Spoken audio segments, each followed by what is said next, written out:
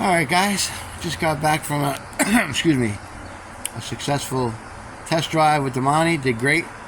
Me and Tommy were just talking about it, but I figured I wanted to show you guys how we wire fans and everything else electrical on the car so it doesn't burn to the ground.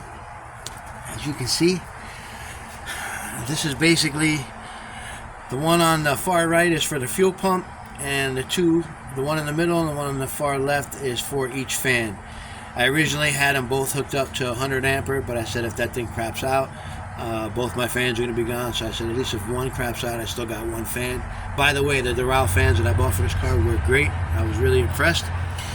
So you can see what I did is, this isn't permanent. This was just for us to take it for a ride. Negative bus bar. All my relays are grounded to the negative bus bar, and then the positive on the top to the positive bus bar right there. This one right here is feeding the car chassis harness itself. Nothing to do with the LS motor. This is just basically the headlights and everything else, the charging system for the car. Just battery power for the fuse box inside the car. All 8-gauge wire. You don't want to skimp on the wiring. 80 amp heavy duty relays.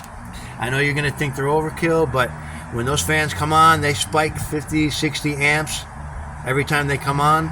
So you want something better than 35. So I got 80 amp relays. They're not going to melt together. The wires aren't going to melt. And I got 50 amp breakers. So if they do spike anything beyond 50 amps for any amount of time, they're going to pop. 40 amp breaker on the fuel pump. And like I said, all 8-gauge wire, heavy duty relays, Bosch style, 4-gauge feeding the bus bars. I'm gonna get different bus bars too. I like these ones, but I want to get the same ones with covers on them. These didn't come with covers, unfortunately. So yeah, guys, just a quick video on how to wire your electric fans. Yep. So what I did, what's that? I'll show them that in a minute. I'll show you the badass intake holder. And right down there is a temp sensor. Now I got it in the radiator, so I got one that opens up cooler at 150. What this does is you run the grounds for the actual fans to here, and when this gets up to temp, it closes the switch and completes the ground and turns the fans on, and then it'll shut off when it goes to 135. The fans shut off automatically. So they actually come on at 163, which is what I wanted, 163, 165, because the motor is like 10 or 15 degrees hotter. So yeah, guys, 8-gauge heavy duty relays, or breakers, I'm sorry, and heavy duty Bosch style relays. These fans will never melt. Those relays will never melt. I will never have any problems with the electrical as far as the fuel pump and the fans and the car harness on this vehicle. Everything is right here, so if I do need to diagnose something, it's all right here. Everything's right here. So we're good. So now I'll show you the badass air intake bracket Tommy made.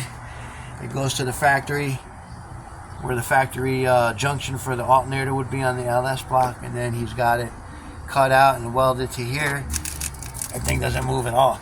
It's like a rock. And guys, he made this out of a drive shaft. This whole intake is made out of a drive shaft, except for the elbow.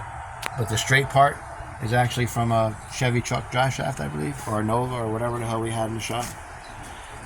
So yeah, guys, that's it. Quick wrap-up video.